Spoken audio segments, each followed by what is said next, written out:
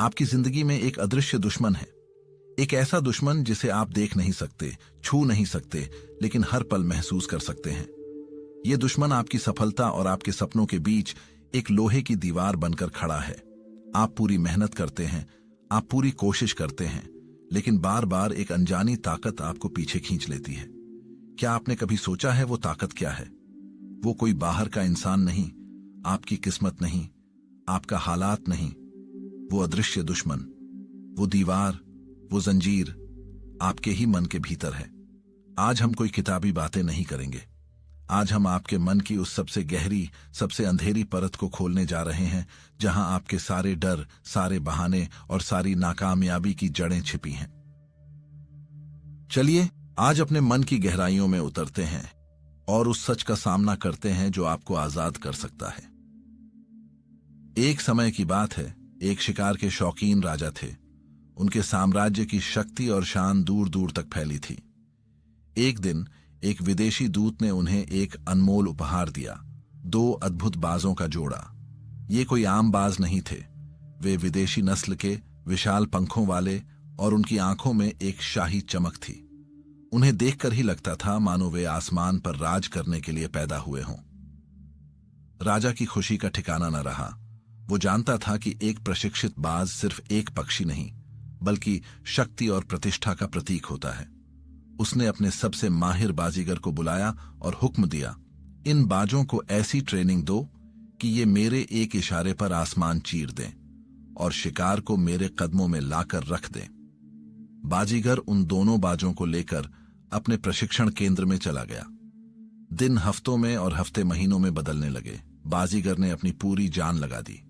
वो उन्हें इशारों पर उड़ना, हवा के बहाव को समझना और बिजली की तेजी से शिकार पर झपट्टा मारना सिखाने लगा। कुछ महीनों बाद राजा ने सोचा, चलो चलकर देखते हैं कि मेरे शाही शिकारी कितने तैयार हुए हैं। जैसे ही राजा प्रशिक्षण क्षेत्र में पहुंचे, बाजीगर घबराया हुआ उनकी तरफ दौड़ा। उसके चेहरे पर पसीना था और आंखें झुकी हुई थीं। राजा ने अपनी भारी आवाज में पूछा, कहो बाजीगर, कैसी चल रही है ट्रेनिंग? क्या मेरे बाज आसमान का सीना चीरने के लिए तैयार हैं? बाजीगर की जबान लड़खड़ा गई। बड़ी मुश्किल से उसने कहा, महाराज, आपने जो 2 बाज दिए थे उनमें से एक तो अद्भुत है। वो मेरे एक इशारे पर बादलों से भी ऊपर उड़ान भरता है। उसकी गति और उसकी पकड़ का कोई जवाब नहीं। वो राज्य का गौरव बनेगा। राजा की आंखों में चमक आ गई। और दूसरा? ये सुनते ही बाजीगर का चेहरा उतर गया। उसने सकुचाते हुए कहा, महाराज, दूसरा बाज, पता नहीं उसे क्या हुआ है। वो अपनी जगह से हिलता ही नहीं। वो बस उस पेड़ की एक खास डाल पर बैठा रहता है। मैंने उसे उड़ाने की हर तरकीब अपनाई, उसे ललचाया, उसे भूखा रखा, लेकिन वो टस से मस नहीं होता। अगर बहुत जोर जबरदस्ती की तो वो थोड़ा सा फड़फड़ाकर उड़ता है और तुरंत वापस आकर उसी डाल पर बैठ जाता है। महाराज, ऐसा लगता है जैसे उसे उड़ना पसंद ही नहीं, जैसे उसे अपनी उस शाखा से कोई गहरा लगाव हो। राजा को सुनकर यकीन नहीं हुआ। एक शाही बाज जो उड़ने के लिए ही बना है, वो उड़ने से इनकार कर रहा है। ये असंभव था। उन्होंने कहा, ठीक है, कल मैं और मेरे मंत्री खुद देखेंगे। तुम हमारे सामने उसे उड़ाने की कोशिश करना। अगले दिन राजा और मंत्री दोनों वहां मौजूद थे। बाजीगर ने अपनी सारी कला का प्रदर्शन किया। उसने उस बाज को उड़ाने की हर कोशिश की, लेकिन नतीजा वही रहा। बाज ने एक छोटी सी बेमन की उड़ान भरी और पलक झपकते ही वापस अपनी पसंदीदा शाखा पर आकर बैठ गया। उसकी आंखों में कोई चमक नहीं थी, कोई आग नहीं थी। वो बस बैठा था, मानो किसी गहरे सोच में डूबा हो। राजा का अहंकार आहत हो गया। उन्होंने ऐलान कर दिया कि जो कोई भी इस बाज को ऊंची उड़ान भरना सिखा देगा, उसे मुंह मांगा इनाम दिया जाएगा। ये खबर आग की तरह फैल गई।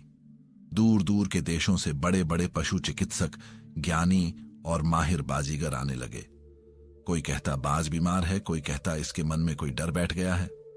किसी ने जड़ी बूटियां खिलाईं, किसी ने मंत्र फूंके, किसी ने उसे डराया धमकाया। हफ्तों तक ये तमाशा चलता रहा, लेकिन वो बाज उसी शाखा पर बैठा रहा। वो सबको देखता, पर उसकी दुनिया उस एक शाखा तक ही सीमित थी। राजा निराश हो गए। एक शाम जब दरबार में उदासी छाई हुई थी, तो उनके बुद्धिमान मंत्री ने एक सुझाव दिया। महाराज, हमने दुनिया भर के विशेषज्ञों को बुलाकर देख लिया। ये सब लोग वो हैं जो पक्षियों के शरीर को जानते हैं, उनकी आदतों को जानते हैं। क्यों ना हम किसी ऐसे व्यक्ति को बुलाएं जो इन सब चीजों को ना जानता हो, कोई ऐसा जो चीजों को एक अलग नजरिए से देखता हो। शायद वो कोई हल निकाल सके। राजा ने थकी हुई आवाज में कहा, ठीक है, ये भी करके देख लेते हैं। मंत्री ने बताया, महल के पीछे पहाड़ियों में एक बूढ़ा फकीर रहता है। लोग उसे लाओ त्सु कहते हैं। वो कोई ज्ञानी या पंडित नहीं है, बस प्रकृति के साथ रहता है और चीजों को बहुत गहराई से देखता है। शायद वो हमारी मदद कर सके। राजा ने सैनिकों को आदेश दिया कि उस बूढ़े फकीर लाओ त्सु को सम्मान के साथ महल में लाया जाए। अगले दिन लाओ त्सु महल में आए। वो कोई भव्य कपड़ों में नहीं थे। एक साधारण सा चोगा पहने, उनके चेहरे पर एक गहरी शांति थी और उनकी आंखों में एक अजीब सी गहराई थी, मानो वो शरीर को नहीं, आत्मा को देखती हों। मंत्री ने उन्हें सारी कहानी समझाई, उस अद्भुत बाज के बारे में बताया जो उड़ने से इनकार करता था। लाओ त्सु ने पूरी बात शांति से सुनी। उन्होंने कोई सवाल नहीं पूछा, कोई उपाय नहीं सुझाया। उन्होंने बस इतना कहा, मुझे उस बाज को देखना है। मुझे बस आज शाम का समय दीजिए, मैं बस उसके पास बैठूंगा। राजा को यह अजीब लगा। जहां दुनिया भर के विशेषज्ञों ने हार मान ली, वहां ये बूढ़ा फकीर बस बैठकर क्या कर लेगा। लेकिन अब कोई और चारा भी नहीं था। उस शाम लाओ त्सु उस पेड़ के नीचे गए जहां बाज अपनी शाखा पर बैठा था। उन्होंने बाज की तरफ देखा भी नहीं। वो बस नीचे जमीन पर बैठ गए और आंखें बंद कर लीं। सूरज ढल गया, अंधेरा हो गया। लाओ त्सु वहीं बैठे रहे, शांत, स्थिर। बाज ऊपर अपनी शाखा पर बैठा रहा, शांत, स्थिर। दोनों के बीच एक अजीब सा मौन संवाद चल रहा था, जिसे कोई और नहीं समझ सकता था। अगली सुबह जब सूरज की पहली किरण राजा के कक्ष में पहुंची, तो उन्होंने आदत के अनुसार खिड़की से बाहर झांका, और जो दृश्य उन्होंने देखा उस पर उन्हें अपनी आंखों पर यकीन नहीं हुआ। आसमान में दोनों बाज एक साथ ऊंची, बहुत ऊंची उड़ान भर रहे थे। वो हवा से बातें कर रहे थे, बादलों को छू रहे थे। उनकी उड़ान में एक आजादी थी, एक जुनून था, एक असीम आनंद था। खासकर उस दूसरे बाज की उड़ान देखने लायक थी, मानो वो अपनी खोई हुई जिंदगी आज एक ही दिन में जी लेना चाहता हो। राजा हैरान थे, खुश थे और चकित थे। ये चमत्कार था। उन्होंने तुरंत दरबान को चिल्लाकर कहा, जिसने भी ये चमत्कार किया है उसे फौरन मेरे सामने पेश करो। कुछ ही पलों में लाओ त्सु को राजा के सामने लाया गया। वो अब भी उतने ही शांत थे। राजा अपनी गद्दी से उठकर उनके पास आए और लगभग कांपती हुई आवाज में पूछा, हे ज्ञानी पुरुष, ये आपने कैसे किया? दुनिया भर के विद्वान और विशेषज्ञ जो महीनों में नहीं कर पाए, वो आपने एक शाम में कैसे कर दिया? आपने इस बाज को उड़ना कैसे सिखा दिया? लाओ त्सु ने विनम्रता से अपने हाथ जोड़े और कहा, माफ कीजिए महाराज, मैंने कुछ नहीं किया। मैं तो बाजों के बारे में कुछ जानता भी नहीं। राजा ने कहा, नहीं, ये सच नहीं हो सकता। कुछ तो किया है आपने, मुझे बताइए। लाओ त्सु ने एक गहरी सांस ली और कहा, महाराज, मैंने बस वो किया जो सबसे जरूरी था। मैं घंटों तक उस बाज को नहीं बल्कि उसके व्यवहार को, उसकी दुनिया को देखता रहा। मैंने पाया कि बाज में कोई कमी नहीं थी। उसके पंखों में जान थी, उसकी आंखों में आसमान का सपना भी था। लेकिन उसकी एक आदत बन गई थी, एक सुरक्षा का एहसास था जो उसे उस एक शाखा से मिलता था। वो शाखा उसका कंफर्ट जोन थी, वो उसका अतीत थी, उसकी पहचान थी। वो उड़ना तो चाहता था पर उस शाखा को छोड़ना नहीं चाहता था। उसे लगता था कि अगर ये शाखा छूट गई तो वो गिर जाएगा, वो मर जाएगा। इसलिए महाराज, मैंने बाज को नहीं बदला, मैंने उसके हालात बदल दिए। आज सुबह सूरज निकलने से पहले मैंने एक कुल्हाड़ी ली और उस पेड़ की वो शाखा ही काट दी। दरबार में सन्नाटा छा गया। लाओ त्सु ने अपनी बात पूरी की। जैसे ही वो शाखा कटी, बाज का ठिकाना, उसका आराम, उसका बहाना, सब कुछ एक पल में खत्म हो गया। उसके पैरों के नीचे की जमीन खिसक गई। अब उसके पास सिर्फ दो ही रास्ते थे, या तो नीचे गिरकर मर जाना या फिर अपने पंख फैलाकर आसमान में उड़ जाना। और क्योंकि वो उड़ने के लिए ही बना था, उसने वही चुना जो उसकी असली प्रकृति थी। उसने उड़ान भरी। महाराज, कभी कभी आगे बढ़ने के लिए हमें सिखाने की नहीं बल्कि उस चीज को काटने की जरूरत होती है जो हमें पीछे खींच रही है। कहानी खत्म। लेकिन असल कहानी अब शुरू हो रही है। ये कहानी एक राजा या एक बाज की नहीं है। ये कहानी आपकी है, मेरी है, हम सब की है। वो बाज जो उड़ सकता था पर उड़ नहीं रहा था, वो आप हैं। आपका मन है, आपकी आत्मा है, जो अनंत संभावनाओं से भरी है, जो आसमान की ऊंचाइयों नापने के लिए बनी है। और वो शाखा, वो डाल, वो आपका कंफर्ट जोन है। वो आपकी सुरक्षित नौकरी है जिसे आप नफरत करते हैं पर छोड़ने से डरते हैं। वो आपका टूटा हुआ रिश्ता है जिसमें दर्द के सिवा कुछ नहीं, पर आप अकेलेपन से डरते हैं। वो आपकी रोज सुबह 5 बजे का अलार्म बंद करके वापस सो जाने की आदत है। वो आपका हर काम को कल पर टालने का बहाना है। वो आपकी मोबाइल की स्क्रीन है जिसमें आप घंटों तक अपनी जिंदगी बर्बाद करते हैं क्योंकि असल जिंदगी का सामना करने की हिम्मत नहीं है। वो शाखा आपकी पुरानी पहचान है। वो कहानी है जो आप सालों से खुद को सुना रहे हैं। मैं तो ऐसा ही हूं, मेरी किस्मत ही खराब है, मुझसे नहीं होगा, लोग क्या कहेंगे। ये शाखा आपके अवचेतन मन, सबकॉन्शियस माइंड में बैठे हुए वो नकारात्मक विश्वास, नेगेटिव बिलीफ्स हैं जो आपको महसूस कराते हैं कि आप कमजोर हैं, आप नाकाबिल हैं। और वो बाजीगर और दुनिया भर के विशेषज्ञ कौन हैं? वो हैं ऊपरी प्रयास। वो हैं मोटिवेशनल वीडियोस जो आप देखकर 5 मिनट के लिए चार्ज अप होते हैं और फिर वापस उसी शाखा पर बैठ जाते हैं। वो हैं न्यू ईयर रेजोल्यूशन जो 10 जनवरी तक दम तोड़ देते हैं। वो हैं वो सारी कोशिशें जो आप मन की सतह पर करते हैं, जबकि असली समस्या जड़ में है, उस शाखा में है जिसे आपने कसकर पकड़ रखा है। सोचिए, गहराई से सोचिए, आपकी जिंदगी की वो शाखा कौन सी है? वो कौन सी एक चीज है, एक आदत है, एक सोच है जिसे अगर आज आपकी जिंदगी से काट कर निकाल दिया जाए तो आपके पास उड़ने के अलावा कोई और रास्ता ही नहीं बचेगा। हम सब उस बाज की तरह हैं। हम उड़ना चाहते हैं, हम सफलता चाहते हैं, हम खुशी चाहते हैं, हम आजादी चाहते हैं। हमारा चेतन मन, कॉन्शियस माइंड रोज सपने देखता है, योजनाएं बनाता है, लेकिन हमारा अवचेतन मन, सबकॉन्शियस माइंड उस दूसरे बाज की तरह है जो डर, आलस और पुरानी यादों की शाखा पर बैठा है। और जब तक ये दोनों मन एक दिशा में नहीं होंगे, आप 1 इंच भी आगे नहीं बढ़ सकते। आपकी जिंदगी एक रस्साकशी का खेल बनी रहेगी जहां आप खुद ही खुद को पीछे खींच रहे हैं। आध्यात्मिक गुरु ओशो ने कहा था, जिस दिन तुम अपनी पुरानी पहचान को मरने दोगे, उसी दिन एक नए व्यक्ति का जन्म होगा।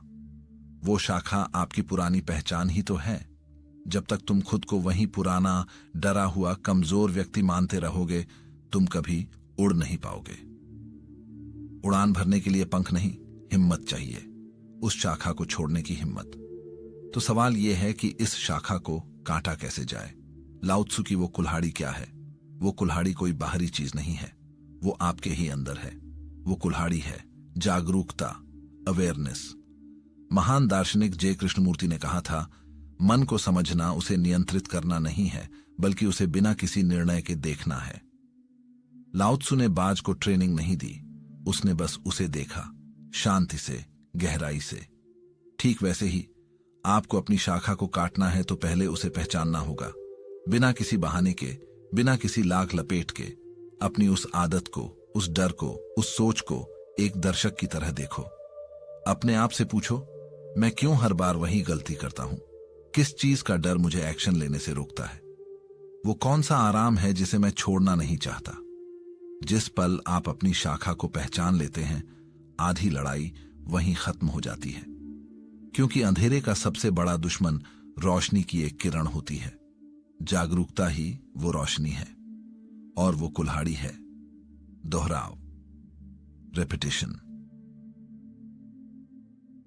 शाखा एक दिन में मजबूत नहीं हुई, वो सालों तक एक ही जगह पर बैठे रहने से मजबूत हुई है। उसे काटने के लिए भी एक दिन का मोटिवेशन काफी नहीं है। उसे काटने के लिए चाहिए रिपीटेशन की यारी।